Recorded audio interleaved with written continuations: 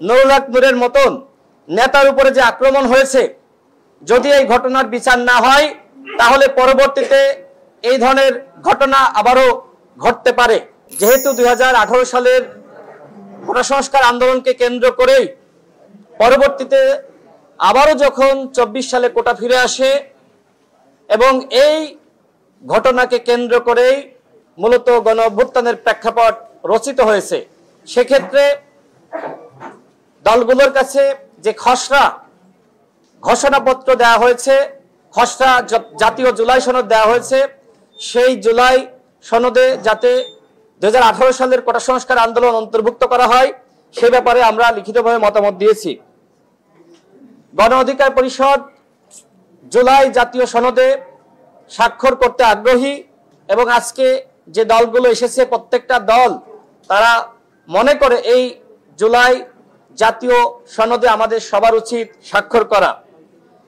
আমরা যেটি মনে করি যে অঙ্গীকারনামা সেখানে অন্তর্ভুক্ত করা হয়েছে, সেখানে এমন কিছু থাকা উচিত যাতে করে পরবর্তীতে ক্ষমতায় আসার পরে যদি কোনো দল এই জুলাই জাতীয় সনদ বাস্তবায়ন না করে অথবা ভায়োলেট করে, এতে করে যাতে সেই সরকারের ক্ষমতা অবৈধ বলে বিবেচিত হয়, আমরা সেটি অন্তর্ভুক্ত করার দাবি জানাই। আমি আবারও বলছি যে অঙ্গীকারনামায় আমাদের স্বাক্ষর করতে হবে, সেখানে এমন কিছু অন্তর্ভুক্ত থাকা উচিত যাতে করে আগামীতে কোনো দল ক্ষমতায় আসার পরে যদি জুলাই জাতীয় সনদ বাস্তবায়ন না করে বা ভায়োলেট করে, সেক্ষেত্রে যাতে ওই দল বা সরকারের ক্ষমতা অবৈধ বলে বিবেচিত হয়।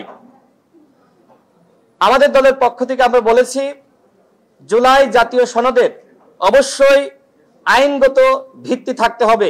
বিভিন্ন দল বিভিন্ন প্রস্তাব দিয়েছে, আমাদের দলের পক্ষ থেকে আমরা যেটি বলেছি ঐক্যমতের ভিত্তিতে যে প্রক্রিয়ার মাধ্যমেই এই জুলাই জাতীয় সনদ গৃহীত হোক না কেন অবশ্যই এর একটি আইনগত ভিত্তি থাকতে হবে।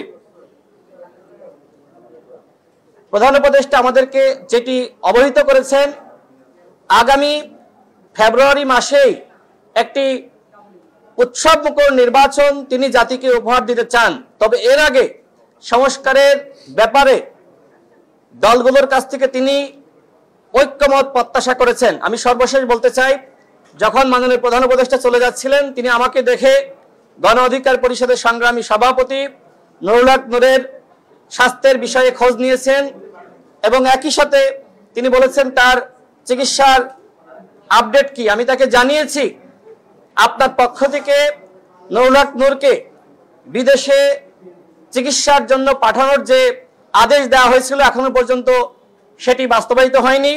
আমরা আপনাকে যেটি জানাতে চাই, নুরুল হক নূরের মতন নেতার উপরে যে আক্রমণ হয়েছে, যদি এই ঘটনার বিচার না হয় তাহলে পরবর্তীতে এই ধরনের ঘটনা আবারও ঘটতে পারে। আমরা আমাদের দলের পক্ষ থেকে জাতীয় ঐক্যমত কমিশনকে এই দীর্ঘ 6 মাস আমরা সহযোগিতা করেছি। আমরা মনে করি এখন আমরা শেষ সময়ে রয়েছি।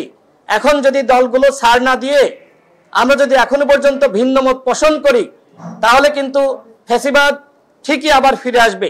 সেক্ষেত্রে গণ অধিকার পরিষদের পক্ষ থেকে আমরা প্রত্যেকটা দলের কাছে আমরা আহ্বান রাখতে চাই, আসুন আমরা নিজেদের জায়গা থেকে কিছুটা হলেও ছাড় দিয়ে আমরা ঐক্যমতে আসি, যেমনটা মাননীয় প্রধান উপদেষ্টা প্রত্যাশা করেছেন।